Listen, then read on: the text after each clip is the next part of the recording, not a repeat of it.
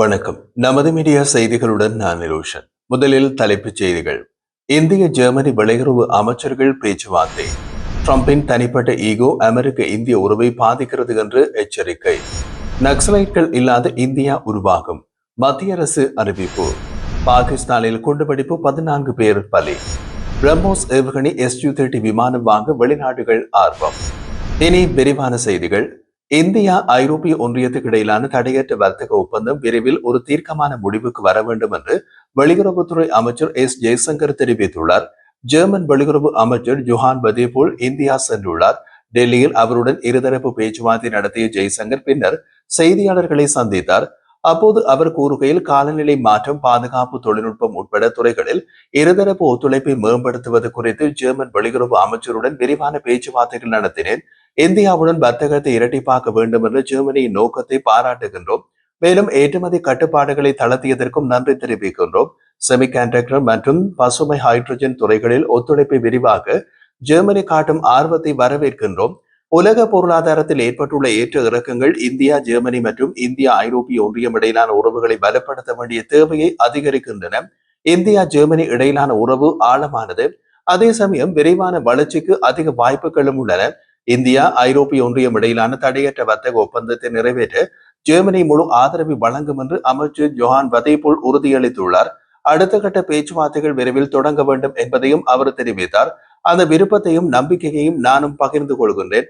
வருங்காலத்தில் இந்த ஒப்பந்தம் பரஸ்பர நலனுக்காக, உலக பொருளாதார நிலைத்தன்மைக்காகவும் ஒரு தீர்க்கமான முடிவை நோக்கி செல்ல வேண்டும் என்றும் ஜெய்சங்கர் தெரிவித்தார். அமெரிக்க காங்கிரஸ் உறுப்பினரும் அமெரிக்க இந்திய கூட்டாண்மையின் இணைத் தலைவருமான ரோ கன்னா, இந்தியாவுடனான அமெரிக்காவின் நல்லுறவை ஜனாதிபதி டொனால்டு டிரம்பின் தனிப்பட்ட ஈகோ அளிக்க முடியாது என்று தெரிவித்துள்ளார். அமெரிக்க காங்கிரசின் ஒப்புதல் இல்லாமல் தனது சிறப்பு அதிகாரத்தை பயன்படுத்தி பல்வேறு நாடுகளுக்கு கூடுதல் வரி விதித்த ட்ரம்ப் முதலில் இந்திய பொருட்கள் இறக்குமதிகளுக்கு 25% வரி விதித்தார். பின்னர் ரஷ்யாவிடமிருந்து கச்சா எண்ணெய் வாங்குவதை காரணம் காட்டி மேலும் 25% வரி விதித்தார்.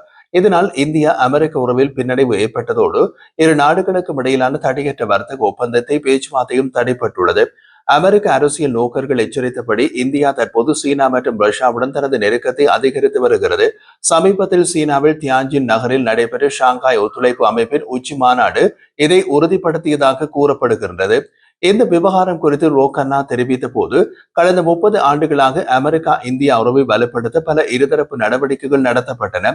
ஆனால் டிரம்பின் கொள்கைகள் இந்த முயற்சிகளை குலைக்கின்றன. இந்தியா, சீனா மற்றும் ரஷ்யாவை நோக்கி நகரும் சூழ்நிலையை இது உருவாக்குகிறது. அது அமெரிக்காவுக்கு பின்னடைவை ஏற்படுத்தும். மேலும் ரஷ்யாவிடமிருந்து அதிக அளவில் கச்சா எண்ணெய் வாங்கும் நாடு சீனா என்றாலும் அமெரிக்கா விதித்த இறக்குமதி வரி இந்தியாவுக்கு சீனாவை விட அதிகமாக உள்ளது என்றும் அவர் சுட்டிக்காட்டினார்.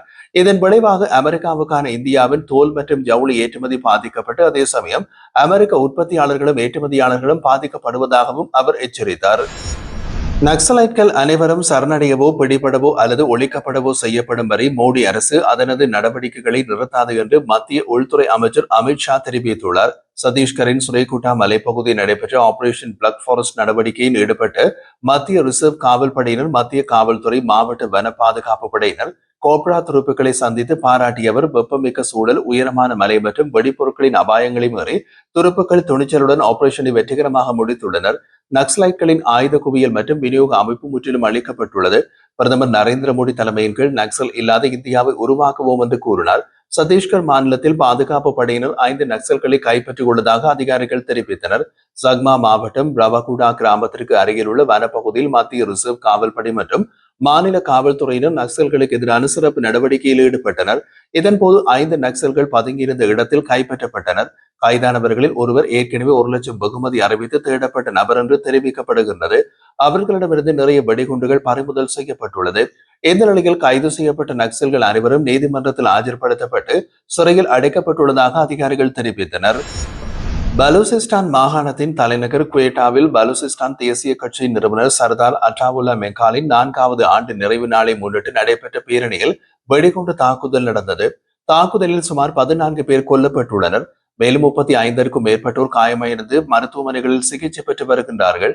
சம்பவம் பேரணியின் போது பங்கேற்பாளர்கள் ஷக்வானி திடலில் திரண்டிருந்த போது நிகழ்ந்ததாக தகவல்கள் தெரிவிக்கின்றன. பாகிஸ்தான் அதிகாரிகள் இந்த தாக்குதல் பலூசிஸ்தான் தேசிய கட்சியின் தலைவர் அக்தர் மெங்காலை குறிவைத்து செய்யப்படக்கூடும் என்று கூறியுள்ளனர். பலூசிஸ்தான் மக்கள் நீண்ட காலமாக வன்முறைகளால் பாதிக்கப்பட்டு மாகாணத்தை தனி நாடாக உருவாக்க வேண்டும் என்று கூறி போராடி வருகின்றார்கள். சமீபத்தில் சர்தார் அக்பர் மெங்கால் மற்றும் மக்ராங் பலூச் ஆகியோருக்கு ISIS செயற்பாட்டாளர்களிடமிருந்து கொலை மிரட்டல் வந்ததும் குறிப்பிடத்தக்கது. மலேசியாவும் வியட்நாமும் இந்தியாவின் பிரம்மோஸ் விமான ஏவுகணையை வாங்கி தங்கள் Su-30 MKM போர் விமானங்களில் ஒருங்கிணைப்பதில் வலுவான ஆர்வத்தை வெளிப்படுத்தி உள்ளன என்று ஜெட்லைன் மார்வெல் தெரிவித்துள்ளது. இது இந்தியாவின் பாதுகாப்பு ஏற்றுமதி பாதையில் ஒரு முக்கிய மாற்றத்தை குறிக்கின்றது. இது இரு நாடுகளையும் அவற்றின் மேம்பட்ட விமான கட்டமைப்பில் பிரம்மோஸின் முதல் வெளிநாட்டு ஆபரேட்டர்களாக மாற்றும். இந்தியாவின் பாதுகாப்பு திறன்களில் வளர்ந்து வரும் நம்பிக்கையை மட்டுமல்ல, தென்கிழக்காசியாவின் வளர்ந்து வரும் பாதுகாப்பு கட்டமைப்பை வடிவமைப்பதில் இந்திய பாதுகாப்பு தொழில்நுட்பத்தின் அதிகரித்து வரும் பங்கையும் இந்த வருங்கால ஒப்பந்தங்கள் காட்டுகின்றன. பிரம்மபுத்திரா மற்றும் மோக்ஸ்வா நதிகளின் பெயரிடப்பட்ட பிரம்மோஸ் ஏவுகணை இந்தியாவின் பாதுகாப்பு ஆராய்ச்சி மற்றும் மேம்பாட்டு அமைப்பு DRDO மற்றும் ரஷ்யாவின் NPO இடையிலான இந்தோ ரஷ்ய ஒத்துழைப்பின் விளைவு. உலகின் வேகமான செயற்பாட்டு குரூஸ் ஏவுகணைகளில் இதுவும் ஒன்று. விமானங்களால் ஏவப்படும் பிரம்மோஸ் ஏவுகணையை இந்தியா ஏற்கனவே Su-30 MKI விமானங்களில் வெற்றிகரமாக ஒருங்கிணைத்துள்ளது. அதற்கு விமானத்தின் கடுமையான கட்டமைப்பு வலுவூட்டல்கள் தேவைப்படுத்தன. இதில் ஏவுகணை ஏவுதலின் போது 2.5 டன் ஏவுகணையால் விதிக்கப்படும் அழுத்தத்தை தாங்கும் விதத்தில் விமானத்தின் உடற்பிரிவுகள், கடின புள்ளிகள் மற்றும் மவுண்டிங் அமைப்புகளை பலப்படுத்துதல் ஆகியவை அடங்கும். இந்த தொழில்நுட்ப அனுபவம் ஹிந்துஸ்தான் ஏரோநாட்டிக்ஸ் லிமிடெட் HAL நிறுவனத்தை மலேசியா மற்றும் வியட்நாம் ஆகிய நாடுகள் தங்கள் ஏவுகணை ஒருங்கிணைப்பு செயற்பாட்டில் ஒரு தவிர்க்க முடியாத பங்காளியாக இந்தியாவை நிலைநிறுத்துகின்றது.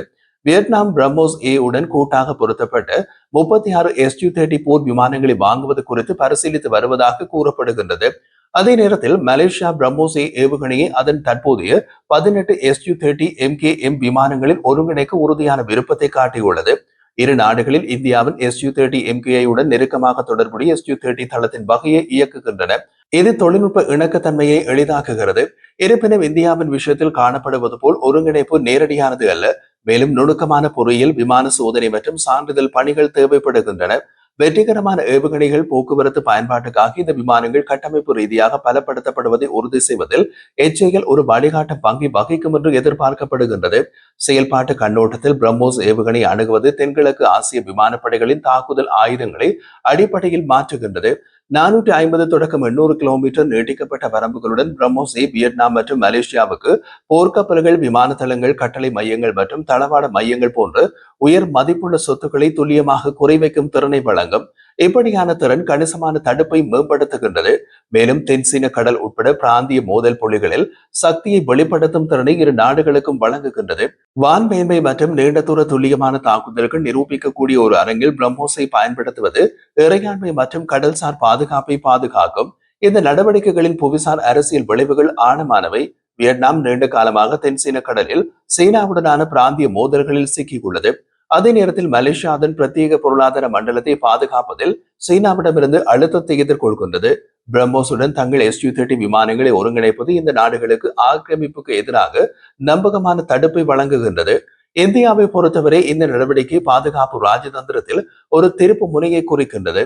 ஒரு பெரிய ஆயுத இறக்குமதியாளராக இருந்த இந்தியா அதிநவீன ஆயுதங்களின் நம்பகமான ஏற்றுமதியாளராக மாறுதல் அடைகின்றது.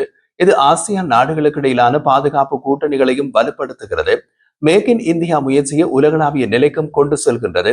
மேலும் இந்தோ பசிபிக் பாதுகாப்பு கட்டமைப்பில் இந்தியாவின் நம்பகமான பங்காளியாக நிலைநிறுத்துகிறது. இருப்பினும் இந்த திட்டங்களை முழுமையாக செயல்படுத்துவதற்கு முன் பல சவால்கள் உள்ளன. தொழில்நுட்ப ரீதியாக ஒருங்கிணைப்பதில் குறிப்பிடத்தக்க செலவுகள், விமானங்கள் செயல்படாமல் இருப்பது மற்றும் பாதுகாப்பான செயற்பாட்டை சான்றளிக்க விரிவான சோதனை ஆகியவை அடங்கும். பிரம்மோஸ் ஒருங்கிணைப்பில் உள்ள ஆர்வம், அதிக தூரம் மற்றும் வேகத்தை உறுதியளிக்கும் ஹைப்பர்சோனிக் வாரிசான பிரம்மோஸ் 2க்கான இந்தியாவின் மேம்பாட்டு ஆர்வத்துடன் ஒத்துப்போகின்றது. எனவே நடந்து வரும் பேச்சுவார்த்தைகள் இந்தியாவின் அடுத்த தலைமுறை ஆயுத அமைப்புகளுக்கு ஒரு முக்கிய ஏற்றுமதி சந்தையாக தென்கிழக்கு ஆசியாவில் செயல்படக்கூடிய விதத்தில் அமையக்கூடும். முடிவில் மலேசியா மற்றும் வியட்நாமின் Su-30 MKM விமானங்களில் பிரம்மோஸ் ஒருங்கிணைப்புக்கான முயற்சிகள் ஆயுத ஏற்றுமதியாளராக இந்தியாவின் வளர்ந்து வரும் பங்கின் ஒருங்கிணைப்பை விளக்குகின்றன. இந்த திட்டங்கள் பலனளித்தால் அது ஒரு வரலாற்று தருணத்தை குறைக்கும். அது பிரம்மோஸை முதன்முறையாக வெளிநாட்டு போர் விமானங்களில் அறிமுகப்படுத்துதல்.